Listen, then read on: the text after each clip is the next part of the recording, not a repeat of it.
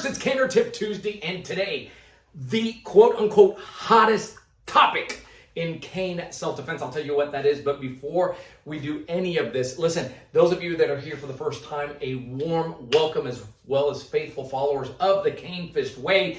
If you like the content, oh, that's right, go ahead and hit the subscribe button and the little bell icon so that you don't miss any future content. You have 2 free resources. The most important one is the no-cost Cane Clarity Call. You avail yourself of that. You schedule it. You schedule it because we want to dedicate the time to listen to you, find out what's important to you, what is it that attracts you about the cane, how can you get cane trained wherever you are in the world. That's what ACSD delivers. Go ahead and text those letters CCC to the number on the screen.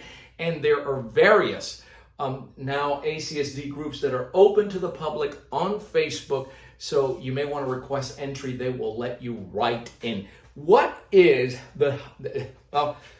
from surveying and just a general interest in ACSD today, American Cane Self-Defense, is what is known as the empty hand. Not just the cane self-defense application, cane self-defense, we get that, but the empty hand translations that the cane teaches, so that, if this is new to you, in ACSD, and I only speak for ACSD, the movements that you do with the cane have an empty hand equivalent for times that you don't have the cane. And that was the way it was originally put together 3 decades ago.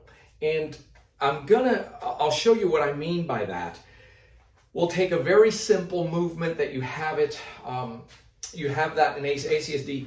Caners will be familiar with this concept, moving from here and coming in. You also have it in Sobrevivencia has this as well. The movement here, and then you have this and maybe coming down. So let's just take that movement that you'll see in a flow. Caners are moving around, and you might see this and coming right back. Let's just take that component and take a look at the empty hand equivalent. So look at first of all, because there's a lot of detail there.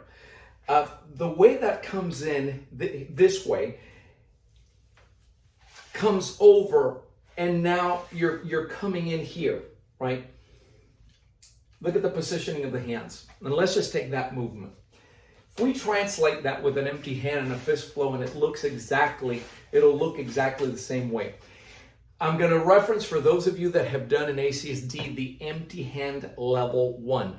You'll recall that we said, and I've often said out there and shared it with everybody, that the empty hand system for ACSD is primarily an empty hand. It's a palm heel system. It's a hammer fist and a lot of clawing going on. And we're very specific about the claw, the different types of claws, and how to condition for that claw. Let me show you real quick. With a punch that's coming in here, right, we talk about, well, you deflect to connect so that then you can control.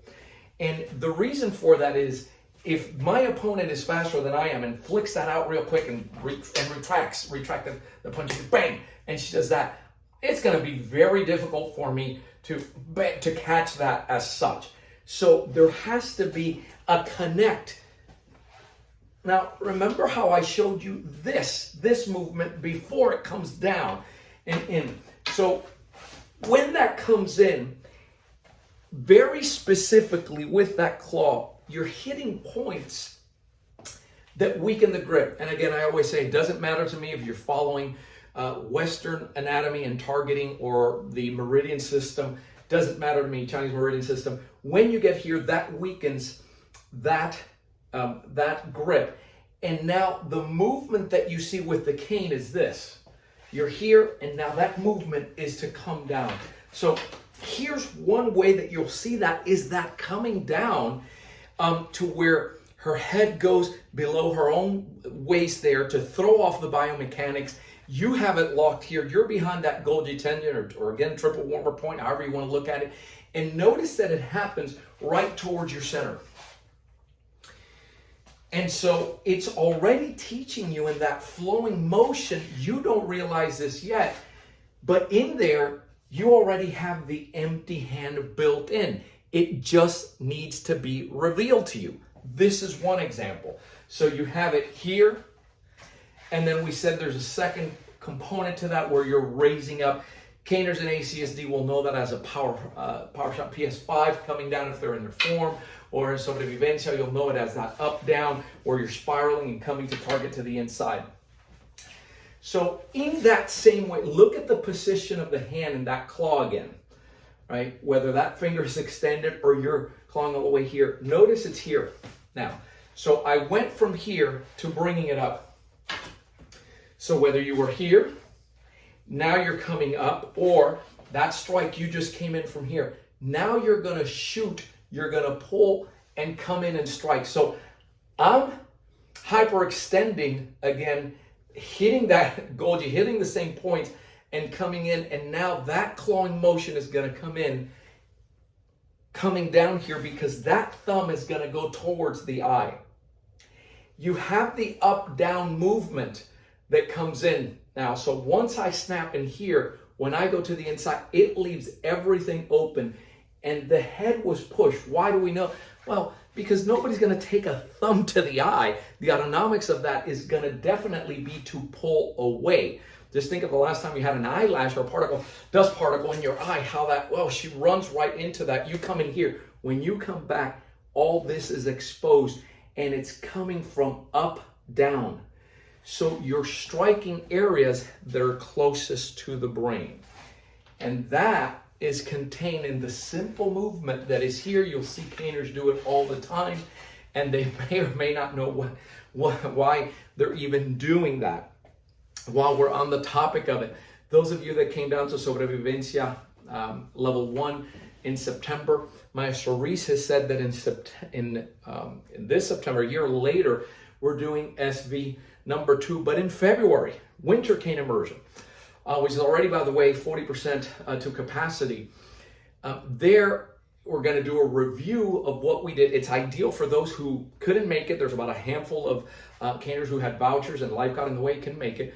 There's going to be a review there. But the hub of what's happening in September level 2 is all this vital point striking. I'll be covering empty hand in the winter. He's going to be doing it with the cane and those strikes and giving you more of these empty hand translations that you find in the flow. Okay, and we'll be talking more about the cane flow and its relevance and why it's so important.